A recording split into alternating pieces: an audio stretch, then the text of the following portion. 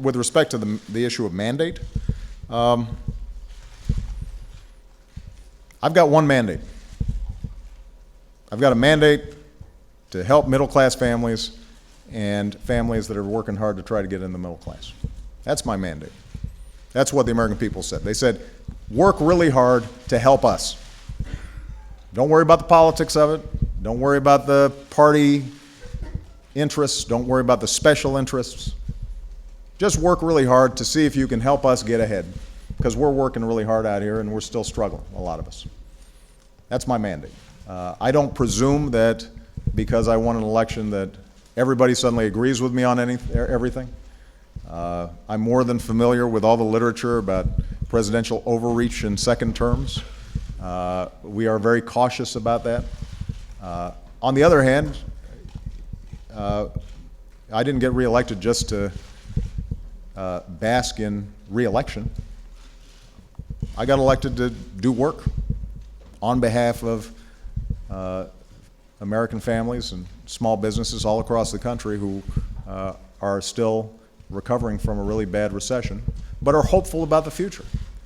And I am too. The one thing that I said during the campaign that maybe sounds like a bunch of campaign rhetoric, but now that the campaign's over, I'm going to repeat it, and hopefully you guys will really believe me. When you travel around the country, you are inspired by the grit and resilience and hard work and decency of the American people. And it just makes you want to work harder.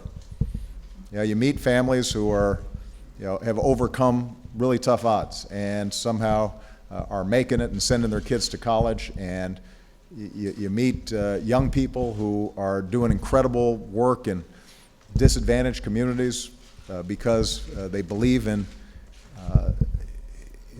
the American ideal, and it should be available for everybody. And you meet farmers who are helping each other during times of drought, and you meet businesses that kept their doors open during the recession even though the owner didn't have to take a salary. And when you talk to these folks, you say to yourself, man, they deserve a better government than they've been getting. They deserve all of us here in Washington to be thinking every single day, how can I make things a little better for them? Which isn't to say that everything we do is going to be perfect, or that there aren't just going to be some big, tough challenges that we have to grapple with. But I do know that federal government can make a difference. We're seeing it right now on the Jersey coast and in New York. People are still going through a really tough time. The response hasn't been perfect, but it's been aggressive and strong and fast and robust, and a lot of people have been helped because of it. And that's a pretty good metaphor for how I want the federal government to operate generally, and I'm going to do everything I can to make sure it does.